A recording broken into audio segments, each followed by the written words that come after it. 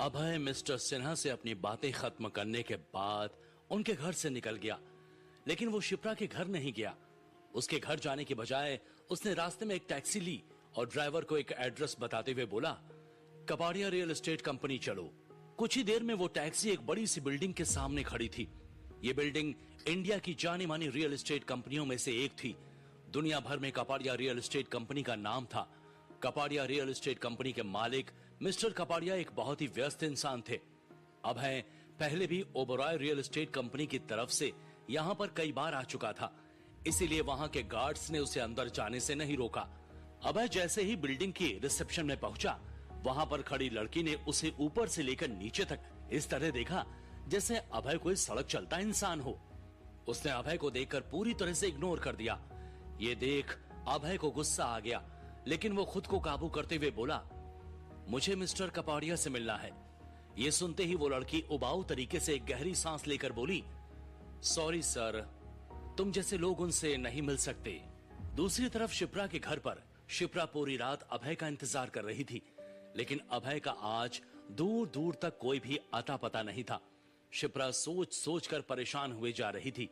उसने मन ही मन कहा, आखिर ये अभय गया तो कहां गया, समझ नहीं आ रहा है, मैं क्या करूं। पहले ही कम टेंशन है क्या जिंदगी में, जो अब ये भी। शिप्रा को कहीं ना कहीं यह डर भी था कि कहीं आज ऑफिस में जो कुछ भी हुआ उस वजह से तो आज अभय कहीं चला तो नहीं गया। शिप्रा ये सोचकर भी परेशान हुए जा रही थी कि अगर वो विराट के दिए इस चैलेंज को एक हफ्ते में पूरा नहीं कर पाई तो उसके सर से छत छिन जाएगी। इसी उधेड़बुन में शिप्रा को पूरी रात नींद भी नहीं आ रही थी। अगली सुबह देर से सोने की वजह से शिप्रा की आंख आज रोज के समय से देर से खुली। वो जल्दी से बेड से उठी और खुद ही बड़बड़ाते हुए बोली, ओ नो, आज तो मैं ऑफिस के लिए लेट हो जाऊंगी। वैसे भी आज ऑफिस में एक नया बखेड़ा मेरा इंतजार कर रहा है। कहते हुए वो तैयार होने के लिए बाथरूम की तरफ भागी। कुछ देर बाद वो कमरे से तैयार होकर बाहर आई। वो जैसे ही बाहर आई उसने देखा डाइनिंग टेबल पर उसका भाई विराट बैठा हुआ था। वो शिप्रा को देखकर बोला, तो बहना क्या सोचा तुमने? उम्मीद है कि तुमने जरूर कुछ ना कुछ सोच लिया होगा। ये कहते हुए विराट शिप्रा को देख रहा था, लेकिन शिप्रा ने उसे पूरी तरह से इग्नोर कर दिया।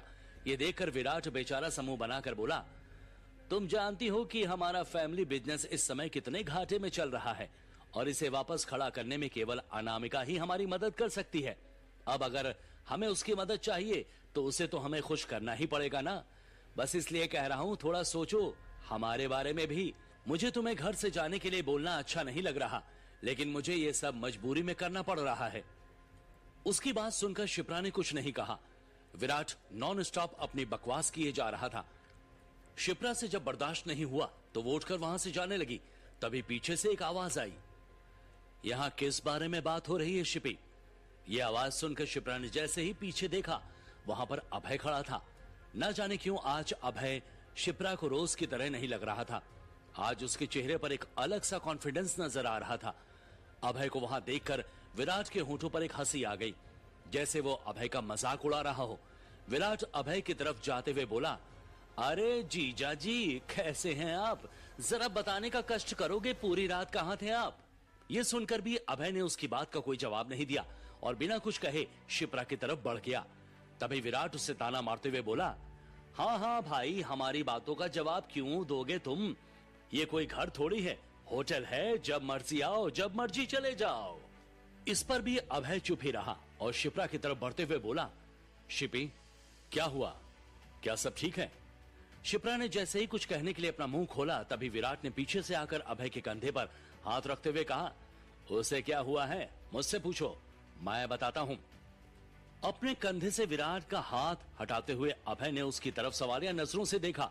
विराट ने उसका मजाक उड़ाने के लहजे में कहा, वो क्या है ना, मैं बस शिप्रा को याद दिला रहा था कि तुम्हारे 3 महीने जो तुमने कहा था तुम अपने लिए कुछ ना कुछ इंतजाम कर लोगे, फिर जो भी फालतू की बातें तुमने की थी वो समय पूरा होने वाला है। आज का दिन अगर हटा दिया जाए तो सिर्फ 6 दिन है तुम्हारे पास। ये सब सुनकर अभय ने विराट की तरफ देखा और फिर शिप्रा की तरफ।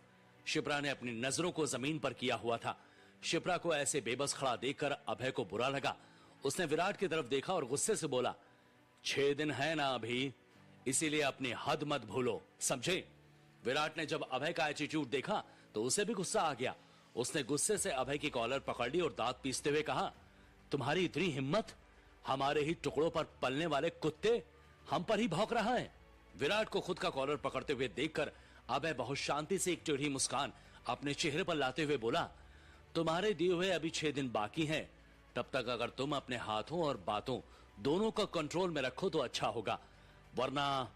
ये कहते हुए उसने अपनी जलती हुई निगाहों से विराट को देखा। एक पल के लिए विराट भी उसकी निगाहों में गुस्सा देखकर डर गया। तभी शिप्रा ने गुस्से में विराट से अभय का कॉलर छुड़ाया। अभय का हाथ पकड़कर उसे खींचते हुए अपने कमरे की तरफ ले गई। कमरे का दरवाजा जोर से बंद करते हुए शिप्रा ने अभय पर चिल्लाना शुरू कर दिया, कहां थे तुम सारी रात? और अब ये सब क्या है जो तुम 3 महीने से नहीं कर पाए? तुम्हें क्या लगता है, क्या वो तुम इन 6 दिनों में कर दोगे? तुम समझते क्या हो खुद को? तुम्हारे पास कोई प्लान भी है या फिर तुम यूं ही हवा में बातें कर रहे हो? शिप्रा की ये सब बातें सुनकर अभय को जवाब देता कि उससे पहले ही उसकी पॉकेट में रखा हुआ उसका फोन बजने लगा। शिप्रा की बातों को इग्नोर कर उसने जल्दी से फोन उठाया और बात करते हुए बोला, हेलो। तभी दूसरी तरफ से किसी ने कुछ कहा। अभय जवाब देते हुए बोला, हाँ 9 बजे ओबरॉय रियल एस्टेट कंपनी में। ठीक है। ये सुनकर दूसरी तरफ वाले इंसान ने कुछ कहा और तभी अभय ने फोन रख दिया।